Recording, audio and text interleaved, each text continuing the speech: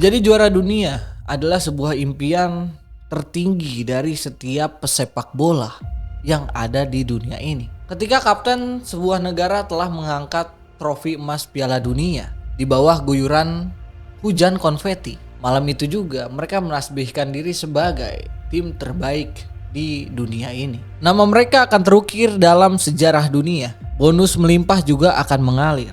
Dan rakyat yang ada di kampung halaman itu akan merayakan sebuah kemenangan layaknya hari kemerdekaan nasional.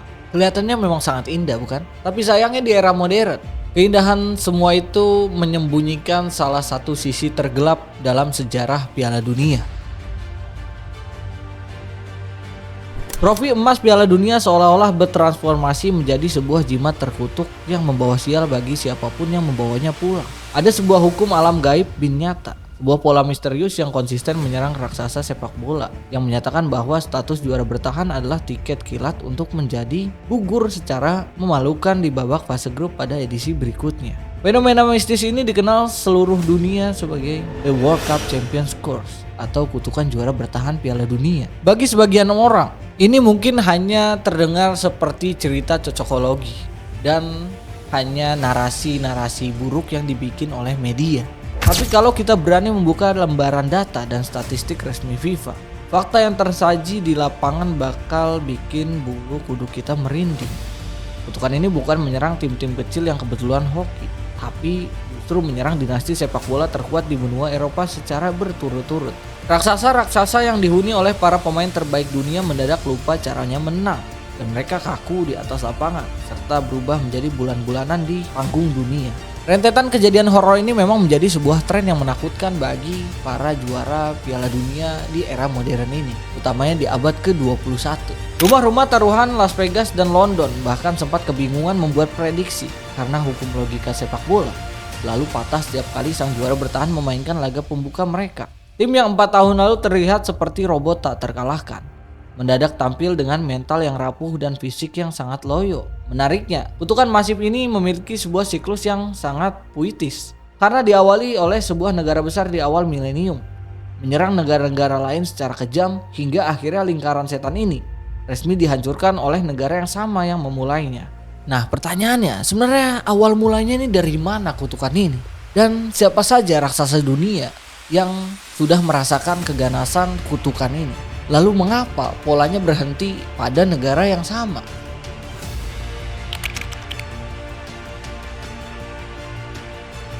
Untuk melacak akar kesialan ini, kita harus mundur ke Piala Dunia tahun 2002, tepatnya di Piala Dunia Korea-Jepang. Sebuah malam di mana timnas Prancis itu datang dengan dagu terangkat karena mereka baru saja menguasai panggung dunia. Namun sayangnya mereka pulang sebagai bahan tertawaan terbesar melintasi zaman.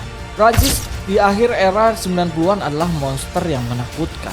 Mereka memenangkan Piala Dunia 1998 setelah mengalahkan Brasil, lalu mempertegas dominasi mereka dengan menjuarai Euro 2000. Skuad mereka bertabur bintang legendaris, mulai dari Thierry Henry yang sedang tajam-tajamnya di Arsenal, David Trezeguet yang jadi top skor Liga Italia, hingga sang maestro Zinedine Zidane di tengah lapangan. Dunia meramal Prancis bakal melenggang mudah mempertahankan gelar.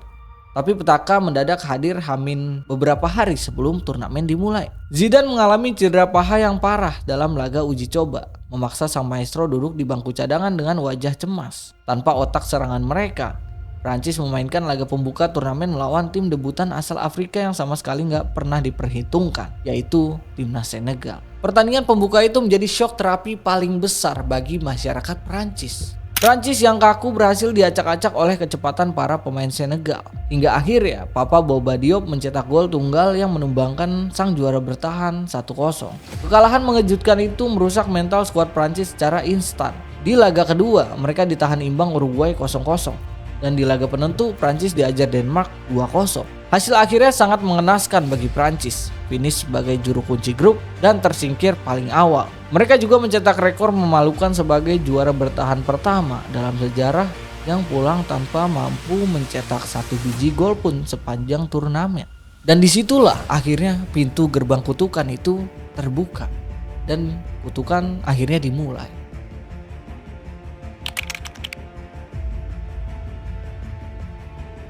Kutukan ini sempat mengambil nafas sejenak di tahun 2006 ketika Brazil berhasil lolos dari fase grup. Namun begitu turnamen memasuki dekade baru, jimat sial ini akhirnya kembali muncul dan juga menelan 2 korban teranyar secara berturut-turut dengan intensitas lebih kejam. Korban pertama di dekade baru adalah timnas Italia pada Piala Dunia 2010 di Afrika Selatan.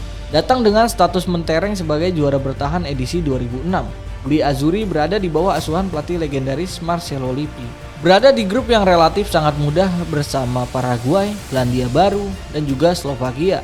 Italia diramal bakal lolos sambil dengan mata tertutup. Tapi kenyataannya, Italia tampil sangat kaku dan sangat membosankan. Mereka ditahan imbang Paraguay 1-1. Dan yang paling memalukan, mereka justru gagal menang melawan Selandia Baru di laga hidup mati melawan Slovakia. Pertahanan Italia sangat kocar-kacir dan kalah 3-2. Italia tersingkir di fase grup tanpa memenangkan 1 pertandingan pun, menyusul jejak Prancis sebagai pesakitan dunia. Tidak berselang lama, 4 tahun kemudian di edisi berikutnya pada Piala Dunia 2014, timnas Spanyol yang menjadi juara bertahan menjadi korbannya. Ini adalah salah satu kehancuran dinasti yang paling tragis, karena Spanyol saat itu adalah kiblat sepak bola dunia dengan taktik tiki-taka yang memenangkan Euro 2008, Piala Dunia 2010, dan juga Euro 2012. Tapi di laga perdana melawan Belanda, taktik itu hancur lebur. Spanyol dibantai 5-1 lewat gol sundulan terbang Robin van Persie. Mental juara Spanyol langsung ambruk seketika. Di laga kedua melawan Chili, Alexis Sanchez dan kawan-kawan kembali menghukum keterlambatan lini belakang Spanyol dengan kemenangan 2-0. Hanya dalam kurun waktu 180 menit, kampung asa dunia resmi tersingkir dari turnamen. 2 raksasa terbesar Eropa dibikin mati kutu, membuktikan bahwa kutukan ini gak pernah pandang bulu. Mau Anda main pragmatis bertahan ataupun main menyerang sebagai seni operan indah. 2 dinasti sepak bola dunia yang paling terkenal langsung hancur lebur oleh kutukan ini. Lantas kalian masih gak mau percaya dengan kutukan ini?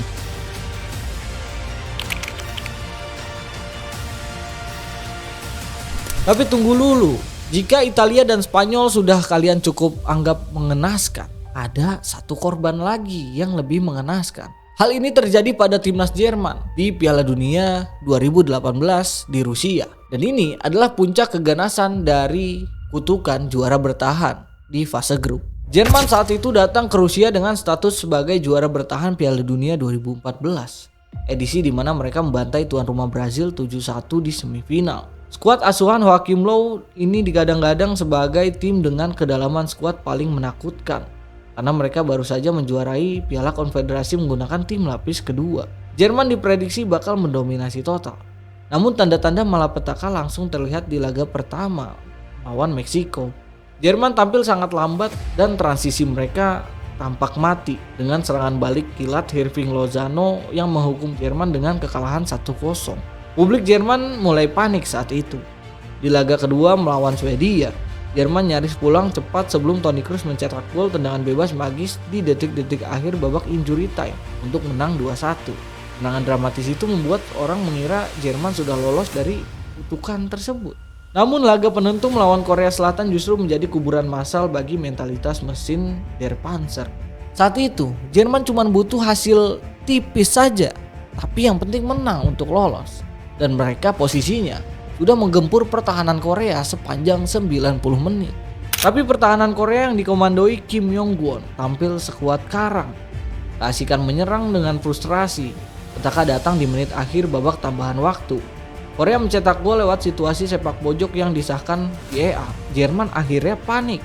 Manuel Neuer bahkan maju sampai ke tengah lapangan meninggalkan gawangnya demi membantu serangan. Aksi nekat itu berbuah fatal karena bolanya akhirnya berhasil direbut. Kemudian Son Heung-min berlari kencang mengejar umpan jauh dan menceploskan gawang yang kosong. Jerman kalah 2-0 dan finish sebagai juru kunci grup. Dan untuk pertama kali dalam sejarah panjang mereka, Jerman harus pulang di fase grup Piala Dunia. Kutukan juara bertahan mencapai titik tertingginya di malam Rusia tersebut. Bahkan Jerman yang terkenal punya mental baja, kedalaman skuad yang sangat amat dalam, dan bermain layaknya mesin diesel, menggempur lawannya habis-habisan sepanjang 90 menit. Masih bisa dikalahkan oleh sebuah kutukan.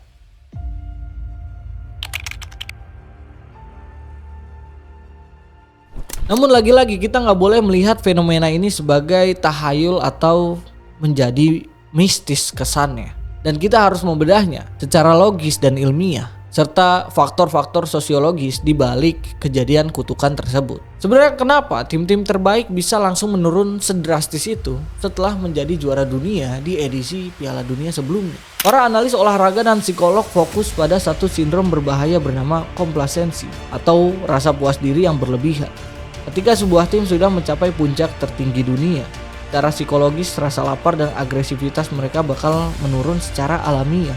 Hal ini diperparah oleh blunder romantis dari para pelatih juara seperti Marcelo Lippi di Italia, Vicente Del Bosque di Spanyol, dan Joachim Löw di Jerman. Mereka cenderung terlalu setia, memiliki utang budi, dan menaruh kepercayaan berlebihan pada pemain-pemain senior yang membawa mereka juara 4 tahun lalu. Akibatnya, mereka abai melakukan regenerasi skuad. Mereka membawa pemain-pemain bintang yang usianya kadang sudah uzur, fisiknya sudah menurun, dan motivasinya sudah habis karena sudah memenangkan segalanya di dunia sepak bola. Selain faktor internal psikologis, ada juga faktor taktis eksternal yang gak kalah penting. Ketika Anda menjadi juara dunia, gaya permainan, formasi, dan taktik Anda selama 4 tahun terakhir akan direkam, dianalisis, dan juga dibedah secara detail oleh seluruh tim analis di dunia. Tim-tim lawan bakal menghabiskan waktu bertahun-tahun untuk menemukan formula penangkal atau kontra strategi yang pas untuk meredam kekuatan Anda.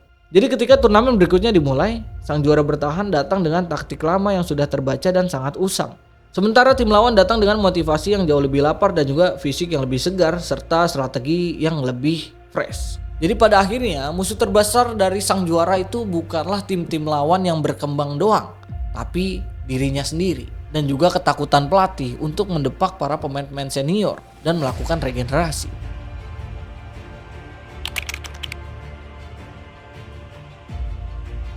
Namun yang namanya lingkaran setan, pada akhirnya mereka akan menemukan ujungnya. Setelah belasan tahun dan menelan 3 korban secara beruntun tadi, akhirnya kutukan ini mulai bisa dipatahkan lewat sebuah pencapaian yang bisa kita bilang happy ending. Momen kebangkitan itu terjadi pada gelaran Piala Dunia di Qatar kemarin. Timnas Prancis datang dengan status juara Piala Dunia 2018. Sebelum turnamen dimulai, publik dunia sudah ramai-ramai meramal bahwa Prancis akan jadi tumbal berikutnya. Apalagi skuad mereka dihantam badai cedera ekstrim yang membuat para pemain kunci seperti Paul Pogba, N'Golo Kante, hingga peraih Ballon d'Or Karim Benzema terpaksa dicoret dari tim. Semua orang ngira Prancis akan hancur lebur di fase grup menyusul jejak kutukan masa lalu. Namun pelatih Didier Deschamps belajar dari kesalahan sejarah. Dia menolak bersikap romantis pada masa lalu dan langsung melakukan regenerasi instan dengan mengandalkan darah muda yang lapar digabung dengan kecepatan mematikan dari seorang Kylian Mbappe. Hasilnya sangat luar biasa. Prancis tampil sangat meyakinkan, menyapu-sapu bersih kemenangan di laga-laga awal fase grup dan menjadi tim pertama yang memastikan diri lolos ke babak gugur. Mereka bahkan melaju mulus sampai ke babak final, meruntuhkan tembok gaib kutukan juara bertahan yang sudah bertahan selama 16 tahun lamanya. Catatan sejarah mencatat sebuah ironi yang sangat baik bagi sepak bola. Prancis yang membuka gerbang kutukan ini di tahun 2002 dan Prancis pula yang datang menutup serta menghancurkan kutukannya di era modern. Pada akhirnya mitos horor tentang kutukan juara bertahan itu tersingkir di fase grup akhirnya resmi berakhir di tangan Prancis pada edisi Piala Dunia 2022 kemarin. Dan kita nggak akan pernah tahu apakah kutukan itu hanya bertahan sebentar dan akan menelan korban selanjutnya yaitu Argentina, atau justru memang kutukannya sudah berakhir di Prancis kemarin. Kalau menurut kalian gimana? Coba tulis argumen yang logis bagi kalian di kolom komentar. Jangan lupa juga untuk like dan subscribe channel YouTube Fanit Football agar tidak ketinggalan konten-konten menarik seputar Piala Dunia selanjutnya. Gue Yazid cabut dulu, sampai jumpa di episode berikutnya.